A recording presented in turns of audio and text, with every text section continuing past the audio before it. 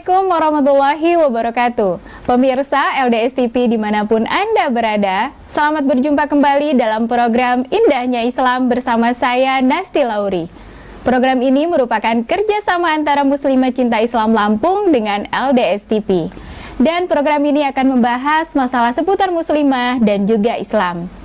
Baik pemirsa, pada kesempatan kali ini kita akan membahas tema tentang mencetak anak tangguh dunia akhirat. Namun, untuk membahas tema ini, saya tidak sendiri pemirsa. Alhamdulillah telah hadir bersama saya seorang ustazah. Beliau juga merupakan founder Darul Quran Nuruz Zaini. Mari kita sapa beliau pemirsa, yaitu Ustazah Jenny Jasmar. Assalamualaikum Ustazah. Waalaikumsalam warahmatullahi wabarakatuh, Mbak Nasti. Ya. Bagaimana puasanya hari ini Ustazah? Alhamdulillah lancar. Alhamdulillah. Baik Ustazah, tema kita pada kali ini sangat menarik sekali ya Ustazah ya, yaitu mencetak anak tangguh dunia akhirat. Saya mau menyebutkan fakta-fakta sekarang ya Ustazah ya. Kalau sekarang tuh sepertinya anak-anak kita, maksudnya anak-anak sekarang itu mereka adalah anak-anak yang mungkin kecanduan gadget ya Ustazah ya, atau juga pergaulan mereka juga bebas seperti itu. Kemudian tak jarang juga mereka bahkan ada yang sudah tersentuh narkoba dan sebagainya. Nah, kalau menurut dalam pandangan Islam sendiri nih Ustazah ya, sebenarnya anak tangguh dunia akhirat itu seperti apa ya Ustazah ya? Ya. Iya. Baiklah Mbak Nasti, jazakillah khairan katsiran atas kesempatannya ya. Iya. Bismillahirrahmanirrahim. Rabbis shrah li sadri wa yassir li amri wahlul 'uqdatam min lisani yafqahu qawli. Sebagai umat muslim sudah pasti kita berpedoman kepada dua hal ya. Yang pertama itu adalah Al-Quran, kemudian yang kedua itu As-Sunnah. Yeah. Jadi kedua hal ini ya, ke Al-Quran dan As-Sunnah ini itu sangat penting bagi kita gitu. Kenapa? Karena Al-Quran itu adalah sumber hukum ya, yang Allah turunkan buat kita, yang Allah tetapkan buat kita, sedangkan As-Sunnah itu adalah tata cara kita mengikuti atau mentaati sumber-sumber yang ada di dalam Al-Quran tersebut, sumber hukum yang ada di dalam Al-Quran tersebut. Nah, antara Al-Quran dengan As-Sunnah ini ibarat dua sisi mata uang, Mbak. Ya, dua sisi mata uang itu kan tidak bisa terpisah, gitu kan? Tidak bisa dipisahkan. Tidak bisa dipisahkan. Jadi kalau kita hanya bersandarkan kepada Al-Quran saja, tapi As-Sunnahnya tidak kita pakai, itu juga keliru. Begitupun sebaliknya, kalau As-Sunnah saja kita pakai, kita tidak berpedoman kepada Al-Quran juga sama, Mbak. Nah, maka dari itu tema kita hari ini ya luar biasa ya, sebagai umat muslim, apalagi ini di bulan suci Ramadan ya, sudah pasti kita harus mencari tahu gimana sih gitu ya, mencetak anak tangguh dunia akhirat sebagaimana yang didambakan oleh kita orang tua, dan yang pasti itu yang memang diwajibkan bagi kita semua oleh Allah Subhanahu wa Ta'ala. Nah, kemudian kita kembali kepada tujuan penciptaan manusia itu sendiri apa gitu. Jadi sebagai ciptaan Allah ya yang ada di muka bumi ini kan, Allah menciptakan kita tuh ada tujuan loh, ada misi. Gitu kan, apa tujuannya? Yang pertama itu adalah menjadi abidus solihin, jadi hamba yang solih. Nah, itu ada di mana? Firman Allah di surat Az-Zariyat ayat 56 yang berbunyi ya, Bismillahirrahmanirrahim, wa ma khalaqtul jinna wal insa illa liya'budun. Jadi di sini makna liya'budun itu adalah ketundukan kita gitu ya kepada Allah Subhanahu wa Ta'ala itu dalam segala hal gitu loh. Tidak ada ini boleh tunduk, ini enggak. Jadi dalam segala hal apa yang ada di dalam Al-Quran itu kan perintah dan larangan itu enggak boleh pilih-pilih ya Ustazah ya. Jadi apapun yang ada di dalam Al-Quran, baik itu perintah ataupun larangannya, ya kita harus tunduk dan patuh gitu. Makanya dikatakan liya'budun tadi, ketundukan kita totalitas seperti itu kan. Nah, kemudian misi yang lain, tujuan yang lain yang Allah menciptakan manusia ke muka bumi ini adalah apa? Menjadi khalifah fil ardi, pemimpin di muka bumi. Ya, pemimpinnya seperti apa? Baik untuk memimpin diri kita sendiri, ya, rumah tangga ataupun bangsa dan negara. Jadi memang manusia itu diturunkan ke muka bumi ini hanya ada tujuan gitu ya, ada misi. Nah, kemudian dengan ini tadi, tujuan penciptaan manusia ini tadi, maka pendidikan untuk remaja khususnya saat ini seperti yang tadi disampaikan oleh Mbak Nasi tadi, yang sudah ketularan jajah dan sebagainya itu sangat bertolak belakang dengan yang dimaksudkan oleh Islam. Ya, jadi dalam pandangan Islam itu menjadi anak solih itu artinya apa? Ya, sebagaimana surat Al-A'raf yang artinya sesungguhnya jika engkau memberikan kami anak yang solih, tentulah kami termasuk orang-orang yang bersyukur. Nah, ini keinginan manusia loh, memohon kepada Allah untuk meminta diberikan anak yang solih gitu loh. Nah, kemudian ayat ini, Al-A'raf ayat 189 ini, itu kan mengarahkan kepada kedua orang tua itu untuk apa? Untuk merencanakan ya generasinya ya untuk menjadi solih sejak kapan? Sejak sebelum dia menikah. Bahkan sebelum anak itu ada. Iya, sejak dia sebelum menikah. Jadi, kalau dia laki-laki memilih calon istrinya harus yang ketaatan kepada Allah, itu keimanannya gitu kan, yang pasti ya kecantikan dan sebagainya. Tapi lebih dari itu apa yang harus dipilih ya, wanita agamanya, yang agamanya kuat, kokoh kan, seperti itu. Kemudian yang rahimnya bersih kan gitu. Yang subur ya Ustazah? Iya, yang subur. Nah, kemudian setelah itu ya, kedua orang tua hendaknya sudah punya bekal. Itu tadi karena menikah itu adalah bagian dari ibadah gitu kan. Maka dia harus memilih pasangannya yang agamanya kuat, dan kemudian dia juga harus memiliki bekal karena berumah tangga itu kan akan mendapatkan anak, gitu kan, memiliki keturunan. Makanya dia harus cukup bekalnya untuk mendidik anak yang akan dilahirkan, gitu loh. Sebagaimana tadi sudah disampaikan di surat Al-A'raf tadi kan, nah seperti itu. Dan kemudian selain itu juga kedua orang tua ini wajib menuntut ilmu, gitu ya. Apa yang diperlukan untuk mendidik anak ini sebagaimana nanti anak ini berkembang. Jadi harus tahu orang tua ini nanti anak ini di dalam kandungan itu kan harus sudah mulai diperkenalkan ayat-ayat suci Al-Quran, sudah dibacakan diajak sholat, kemudian diajak ngaji. Kalau kita pergi ke pengajian itu kita ajak ngobrol, kita mau pengajian, kita mau belajar, pokoknya semua kebaikan-kebaikan dalam Islam itu harus kita ajarkan, dimulai dari anak itu dalam kandungan. Kemudian nanti dia lahir gitu kan, kita juga mulai perkenalkan, dan kemudian juga kita sebagai orang tua juga harus melakukan itu tadi gitu loh. Jangan kita bisa nyuruh anak tapi kita sendiri enggak. Harus jadi contoh, harus ya Ustazah. Jadi contoh. Nah, seperti itu. Baik Ustazah, sepertinya perbincangan kita semakin menarik ya Ustazah, dan juga sahabat pemirsa LDS TV dimanapun Anda berada. Kita nanti akan lanjutkan perbincangan kita dengan Ustazah Jenny Jasmar, tapi setelah jeda berikut ini. Jangan kemana-mana, tetap di Indahnya Islam.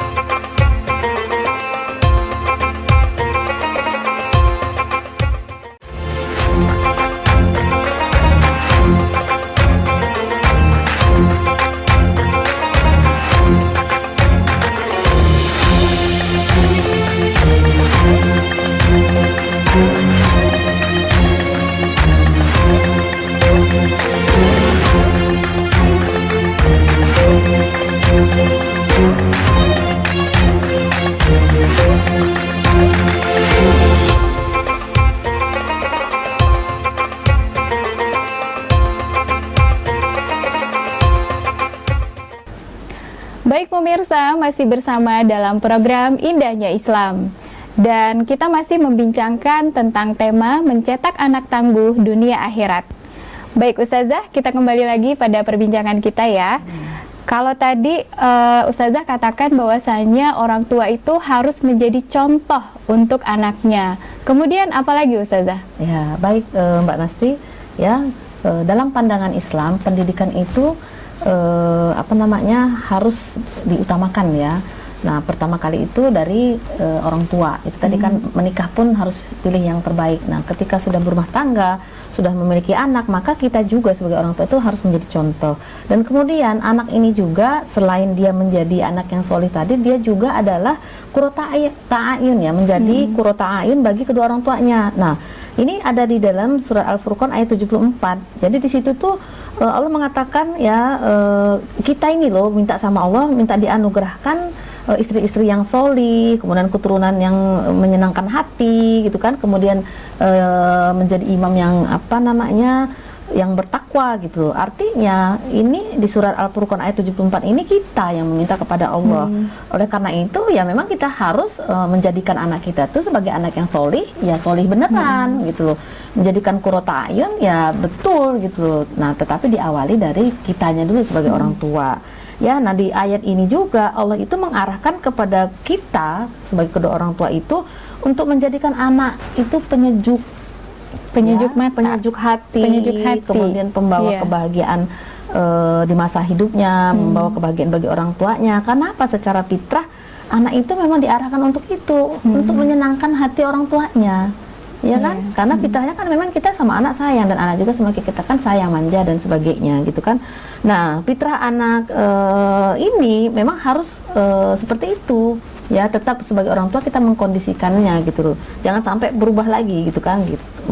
Istilahnya tidak sebagaimana fitrahnya anak-anak tadi yang menyenangkan, penyejuk. Ya kan tadi Mbak Nasi bilang sendiri kan yang kecanduan dan sebagainya itu kan. Nah, kemudian anak juga adalah harta dan perhiasan dunia ya. Kita buka di rumah ya, surat Al-Kahfi ayat 46 dan surat Maryam ayat 7 ya. Di situ Nabi Zakaria itu diberikan keturunan oleh Allah dan diberikan nama Yahya itu kan. Nah, kemudian kalau kita lihat dari kondisi saat ini gitu ya, gambaran zaman now gitu ya, remaja-remaja kita itu luar biasa gitu, Mbak. Luar biasa. Ya kan tadi dibilangin gadget lah ya, tawuran gitu ya, fakta-fakta yang sekarang tuh ya, baru-baru ini kita ya geng motor kan, sampai mengerikan, anak Ustazah. usia SMP berani membunuh nyawa seseorang gitu tanpa ada rasa beban gitu ya, kemudian seks bebas, narkoba,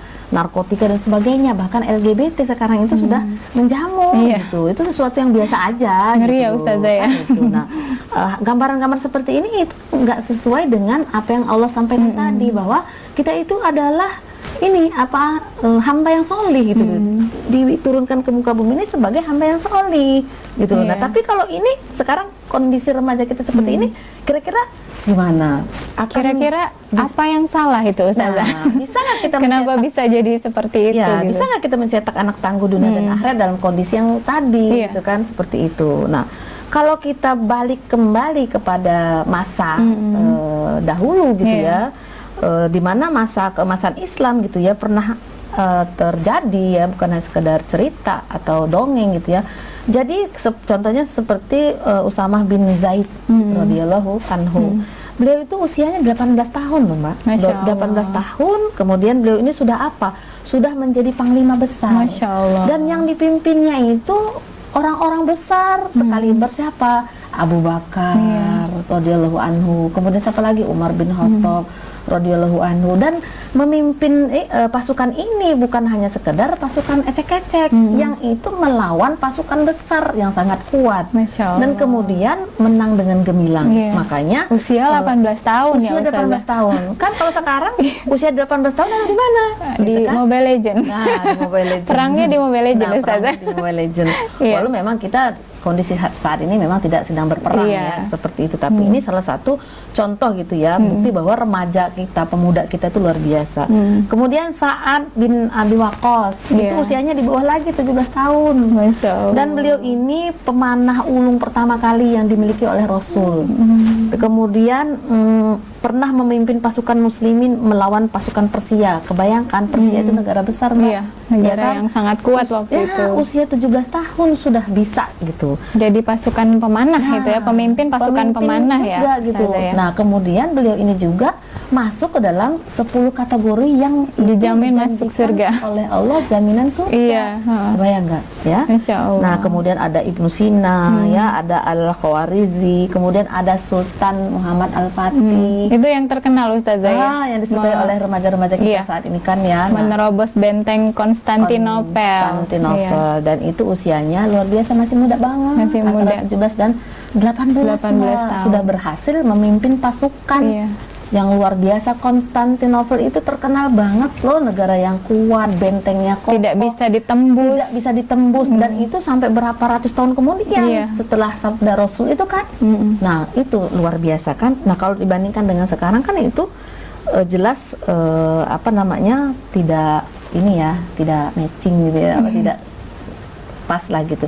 Jadi kita ingin mencetak apa namanya, anak tangguh dunia akhirat dengan kondisi yang hari ini itu kelihatannya agak berat, Mbak. Ya, bukan agak lagi sih, Sudah berat. berat gitu, Mbak ya. Nah, kalau dalam pandangan Islam itu tadi ya, metode belajar mengajar ya, itu harus ada talqiyan pikrian. Jadi metode terbaik yang itu betul-betul secara mendasar pemikirannya, sehingga ketika akidah itu ditancapkan, ketika akidah itu diajarkan gitu, sehingga anak itu kokoh. Jadi itu dimulai dari dia mau menikah, kemudian dia dalam kandungan, kemudian ketika dia lahir kan anak itu diajarkan. Kan Islam itu ilmu terapan, Mbak. Jadi bukan teori. Bukan teori kan? ya. Nah, diajarkan dari awal, dari sejak dini gitu kan. Kemudian ketika dia balik, dia sudah tidak berat lagi melaksanakan hukum syariat Islam itu. Kan seperti itu. Kemudian contohnya seperti Muhammad Al-Fatih ini, Sultan Muhammad Al-Fatih ini. Dia itu dari kecil itu sudah diajarkan, bahkan orang tuanya itu sudah memanggil guru khusus ya untuk mendidik beliau ini, memahami agama, memahami aturan-aturan syariat Islam. Dan ketika kemenangan itu beliau dapatkan, kenapa? Karena beliau itu tidak pernah yang namanya lupa sholat malam, lupa sholat duha. Jadi kebayangkan, sholat malam aja nggak pernah lupa, nggak pernah tinggal, sholat duhanya nggak pernah lupa, nggak pernah tinggal. Bagaimana dengan sholat 5 waktunya? Iya, apalagi sholat wajib sudah pasti dikerjakan ya Ustazah ya. Ya kan, karena kemenangan ini kan bukan hanya sebatas kemenangan dunia ya gitu kan, kemenangan ini yang memang untuk akhirat kan gitu. Artinya orang-orang yang sukses dunia dan akhirat itu yaitu tadi harus mengikuti ketaatan seperti apa yang diajarkan oleh Rasul, Mbak, seperti itu. Oke. Baik Ustazah, sepertinya semakin menarik lagi perbincangan kita, tapi tahan dulu Ustazah karena kita akan jeda sebentar, dan juga pemirsa RDS TV semuanya, kita akan kembali lagi. Jangan kemana-mana, tetap di program Indahnya Islam.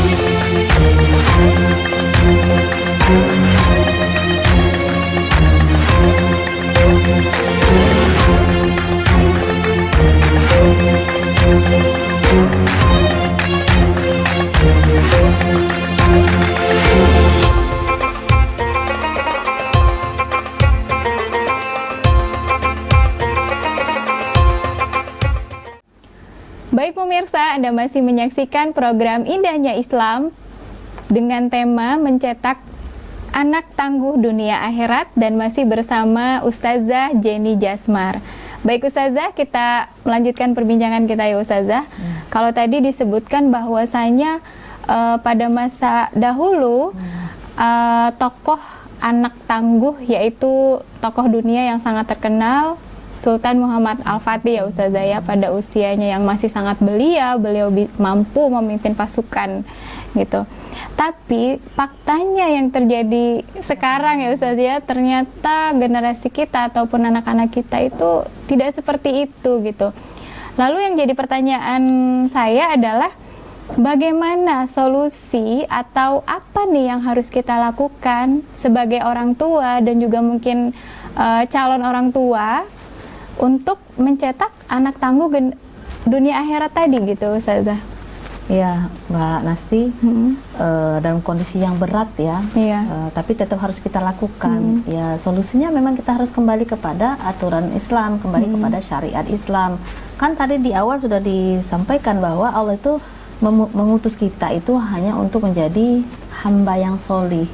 Kemudian Allah juga memerintahkan kita ya untuk menjadi seseorang yang taat kepadanya gitu kan. Artinya ketaatan kita kepada Allah itu tidak ada kata tapi atau nanti kan, tidak, ikut semua. Nah berarti semua itu harus kita lakukan. Nah ini membutuhkan banyak perangkat Mbak, nggak bisa kita solih sendiri, nggak bisa kita takwa sendiri. Kenapa? Kalau kita takwa sendiri, solih sendiri, yang lainnya enggak, kan terkontaminasi juga kan. Sangat gitu. Berat ya Ustazah. Sangat berat. Nah berarti ketika kita ingin menjadi hamba yang solih tadi, yang takwa tadi, artinya di rumah juga ya, dimulai dari rumah nih ya, dimulai dari rumah tangga kita, anak-anak itu kita ajarkan tentang kesolihan tadi, ketaatan tadi, ketakwaan tadi, dan kemudian ketika dia keluar rumah, masyarakat juga sama gitu kan, dalam kondisi yang takwa juga, dalam kondisi yang solih juga. Nah begitupun juga di tempat dia sekolah gitu kan. Sehingga ketika di sekolah dia takwa, di rumah dia takwa, pada masyarakat dia takwa, ya perintah Allah dijalankan sama-sama, kemudian larangan Allah juga dijauhi, dan dimanapun dia berada Islam itu dia bisa terapkan, maka dia akan bisa menjadikan anak yang tangguh dunia dan akhirat tadi gitu. Jadi ya memang kembali lagi meskipun keadaan hari ini ya carut marut lah ya, apalagi yang informasi dari luar ya, pengaruh dari luar itu luar biasa, terutama ya. dari internet ya Ustazah ya, itu sangat cepat sekali informasi masuk, baik itu positif maupun negatif. Nah yang negatif itu ditelan pula sama anak-anak remaja kita, generasi kita ini khususnya ya. Jadi mereka itu mudah mengakses itu gitu kan, kemudian video-video porno ya, K-pop gitu kan, belum lagi yang lain-lainnya itu kayaknya arusnya tuh deras Mbak masuk kepada dunia remaja kita ini, sehingga benteng pertahanan remaja kita ini akhirnya ya rapuh gitu loh. Jadi kita memang harus bekerja keras ya gitu ya untuk mengembalikan akidah Islam kita kepada remaja-remaja kita khususnya ya. Apalagi ini kan bulan suci Ramadan ya. Mestinya kita pakai kondisi hari ini gitu ya, momen hari ini itu dengan kembali kepada ketaatan kita semata-mata hanya kepada Allah gitu kan. Jadi takwa itu ya tidak ada kata tapi tadi, semua harus kita kerjakan perintah. Jadi jangan sampai kita gini sebagian-sebagian aja gitu ya. Sholat kita kerjakan gitu kan karena mudah gitu ya, tapi menutup aurat misalkan itu kita tidak kerjakan. Kenapa? Karena kita dipengaruh dari luar kan, apa sih namanya, dianggap tidak keren, kan, ya nggak trendy lah gitu, nggak keren, ketinggalan zaman gitu. Kemudian kan, alasan panas ya Ustazah ya, kebetulan juga memang kita di Indonesia ini wilayahnya kan panas tropis, gitu kan, tropis. Jadi ya itu juga jadi alasan, dan memang sepertinya karena kita dijauhkan tadi dari akidah Islam itu, sehingga memang fakta yang ada seperti itu Mbak. Ya, jadi solusinya apa? Ya kembali kepada aturan Allah. Kemudian apa ya, kita mulai dari diri kita gitu ya, mulai belajar, mencari tahu apa sih Islam itu kan gitu. apa sih aturan-aturan Islam itu gitu kan, apa yang boleh, apa yang tidak kan, kita harus cari tahu supaya apa, supaya ketika nanti kita yang belum nikah juga harus mempersiapkan diri supaya nanti anaknya bisa sebagaimana tadi contoh-contoh yang kita sebut tadi gitu ya. Kemudian kalaupun yang sudah punya anak gitu ya, yang sedang remaja ataupun yang sudah dewasa gitu kan, bisa kita ajak kembali kepada aturan-aturan Allah yang diajarkan oleh Rasulullah kepada kita, seperti itu Mbak. Jadi itu tadi semuanya itu harus satu pintu ya, gitu, satu sumber tadi. Kalau sudah sumbernya Al-Quran, ya udah, suka atau tidak suka ya kita harus pakai. Gitu, aturan-aturan Allah itu harus kita pakai. Karena kita kan suatu saat nanti akan pasti kembali gitu kan. Nah ketika kita kembali kan nanti kita dimintai pertanggungjawaban atas segala perbuatan kita ini kan gitu. Jadi kita punya anak. Nah, anak itu kan investasi kita, kan investasi dunia akhirat. Nah, kalau nanti kita pulang ke kampung abadi ya, akan ditanya ya Ustazah ya. Kan minta pertanggungjawaban kita bagaimana ya, kepada anak kita. Ya, sudah kita ajarkan belum, sudah kita didik belum dengan sesuai apa yang diajarkan oleh Rasul kan gitu. Kuncinya mungkin akidah dulu ya Ustazah. Maksudnya mempercayai ada kehidupan setelah mati gitu ya. Jadi saya kan sudah jadi orang tua ya Ustazah, mungkin juga akan berpikir bagaimana ketika nanti saya menghadap pencipta dengan segala tanggung jawab, apalagi sudah menjadi seorang ibu gitu kan ya, mendidik anak dengan sebaik-baiknya tadi, itu kata Ustazah tadi ya, sesuai dengan aturan-aturan Allah gitu ya. Iya kan, anak-anak itu juga kan sesuai usianya, ya kan. Kalau dari TK itu kan dia akalnya belum sempurna, jadi baru kita perkenalkan. Mungkin ada jenjang-jenjangnya ya Ustazah kita ya. Perkenalkan akidah Islam itu kan. Jadi kemudian nanti dia sudah masuk ke usia menuju balik, kan dia sudah mulai belajar sholat, mulai belajar berwudu gitu kan. Nah ketika dia sudah masuk ke dunia balik, maka dia sudah mampu menerapkan hukum syara itu sendiri, syariat Islam itu sendiri gitu. Jadi kalau misalkan kita nggak memahami itu, ya maka sekarang ya wajar kalau generasi kita itu terkontaminasi gitu kan, terbawa arus yang deras gitu kan, masif ya. Sekarang itu kadang-kadang melihat anak-anak itu ya lagi masih kecil-kecil gitu ya, buka HP, tahu-tahu keluar gambar yang nggak tidak menutup aurat, aurat kan gitu. Kemudian tuh alangkah banyaknya kisah-kisah, cerita-cerita gitu ya yang ngeri gitu ya. Masih anak-anak TK itu sudah mengenal yang sebenarnya dunia itu belum mereka boleh ketahui gitu kan, belum masaknya gitu. Tapi karena itu tadi akibat dari